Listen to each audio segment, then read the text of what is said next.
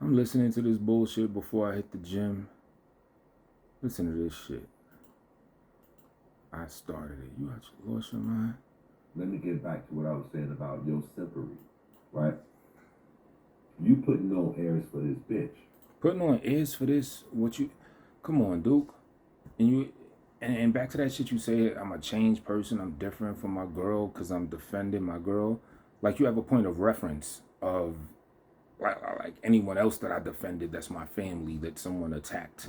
You don't have a point of reference. So if you don't have a point of reference for that, you can't say I changed. A, you don't know me. So stop acting like the fuck you know me just because I do YouTube videos to like maybe, I don't know, a 50th degree of like how you and all these other motherfuckers do it. I don't do live streams. I've never even let people really into my world to get to know me like you. Just because you pour your heart out and you have a heart attack and you let three motherfuckers that's YouTube friends know before the woman that you actually live with that pays your bills, just because you do that and you just say, hey, look at me, look at me in all of my splendor of whackness, that doesn't mean that I do that. So A, you don't know me. So that's first off. So even though there is no other frame of reference of another girl that I had that also does YouTube videos that's kind of like circling the same arena where someone is just talking shit about and I defend, you know what I mean? Even though there's, you don't, like I said, you don't have that to compare. There's no other woman that has fit that role. So you could say, yeah, when you were defending your last girl, you wasn't acting like that. So you're brand new. So like I said, there's that.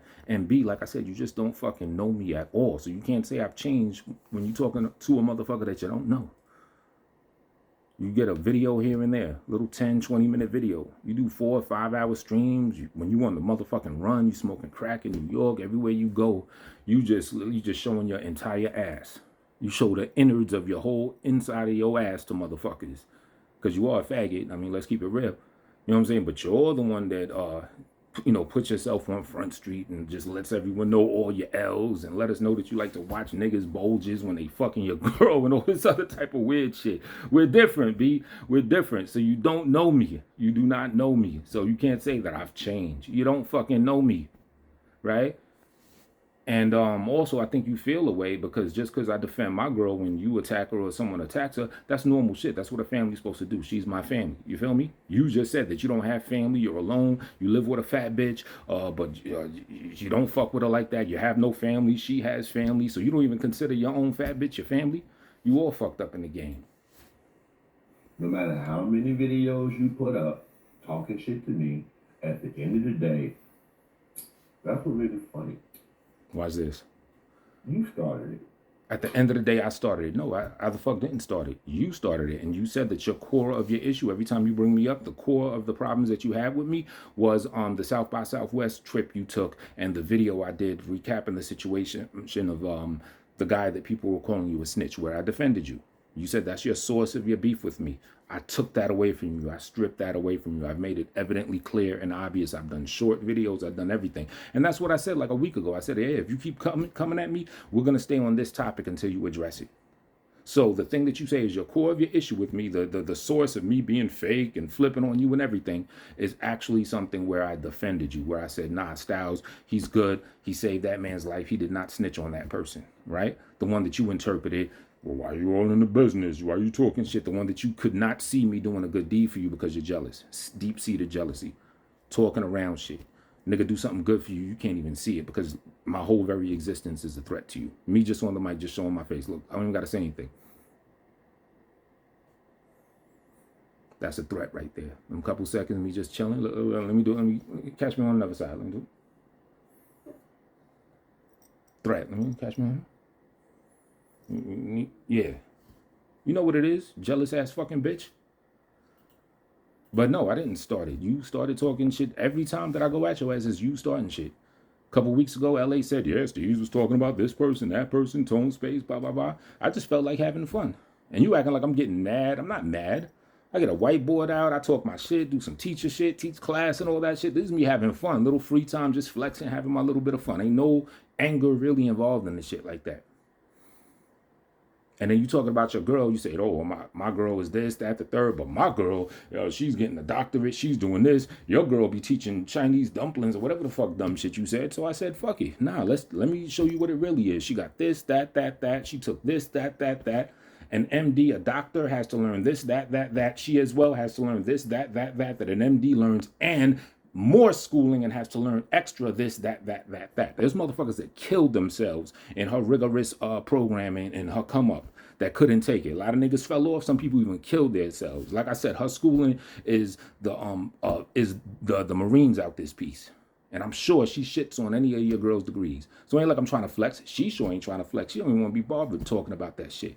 You know, when you have things that are like really of value that you love and things like that, you don't, true people don't really want to flex it like that, because it's like we covet them things. We don't want niggas knowing about some shit like that.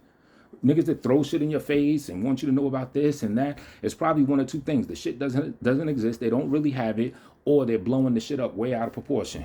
It's some little minute, minuscule shit that they want you to see as some big grandiose thing. People that covet and have real things, grandiose type things, be it properties or education or whatever, we don't even want to speak on it. You know what I'm saying? We appreciate the blessings and we want to make them multiply and exponentially increase. That's about it. You've been on this. The truth of the matter is, you feel something about every rapper that you've interacted with online. Every No, I don't. song you do now. And I'm not talking about recently. I'll say since motherfucking January, nigga. And that's being nice. Every single rap that you say these days, you're taking jabs at everybody that you're not cool with. No, I'm not taking any jabs. This nigga's a contradiction. You say you don't listen to my music. You say my music is whack, is whatever type shit you say about it. You say you don't pay attention to it, yet you know every intimate detail of every line. For you to fabricate jabs that I've taken of you. Now you're saying I'm taking jabs of other people. Now he's going to say that recently I've been taking jabs at Black Sector Mafia. Them cats, they know for the times that I did the little songs to them, they know what that was about and what that was on. I haven't taken a jab at any of them niggas. Even the reference to Port City when I was dissing your ass, I only brought him up because your slow ass didn't realize that I was talking about him, because me and him had like a fresh kind of little situation of him going at my homeboy and shit. So I was mentioning him for that purpose. The one that you thought was about you on some New York shit. So even me bringing it up in the Bingham song, that was just as a point of reference. That wasn't even a diss at the brother there. You know what I mean? I haven't been taking jabs at anybody. I'm chilling. You know, I'll come at your head directly, or if I were to take a jab at someone, it would be you, because you always talking shit. But why the fuck are you talking to me about rapping? See what I mean? Remember, this is the guy that says that I'm the one that's fiending for a battle for him, and I'm Mr. Challenge, and, you know, I'm trying to, like, live up to his potential and go back and forth with him. Yet, if you notice, he's always talking about rapping. I don't be the one that starts talking about rapping. I don't give a fuck about your bullshit raps. Notice how I could still talk my shit and have my fun and roast you, and the rap shit don't even come up, especially on some competition. So who's really trying to compete with who? It sounds like you want my attention. It sounds like you see something in me that you want to live up to artistically.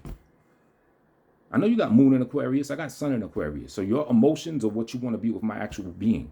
We can get deep with it if you want, bitch ass nigga. The group that put your ass out, when you kicked out the fucking group, the main vocal fucking person was LA.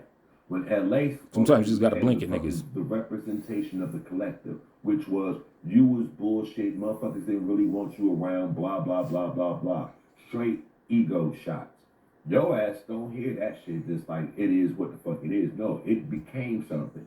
Now you have a personal vendetta.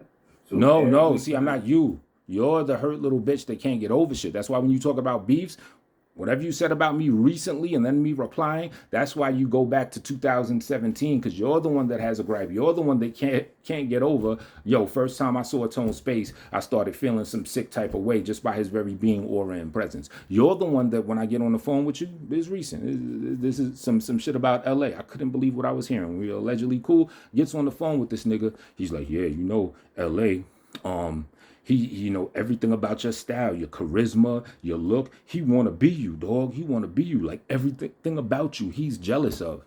I'm listening to this nigga give me a mirror reflection of himself, trying to off-put that on some other nigga. Bitch ass nigga. You rap, you talking about your motherfucking output. What the fuck your style is about. Anyway, this is long enough. Fuck what this nigga talking about. I might or might not listen to the rest in the gym. And I might or might not come back and talk more shit. But I really can't be bothered. I just heard that little part and I was appalled. You know what I mean?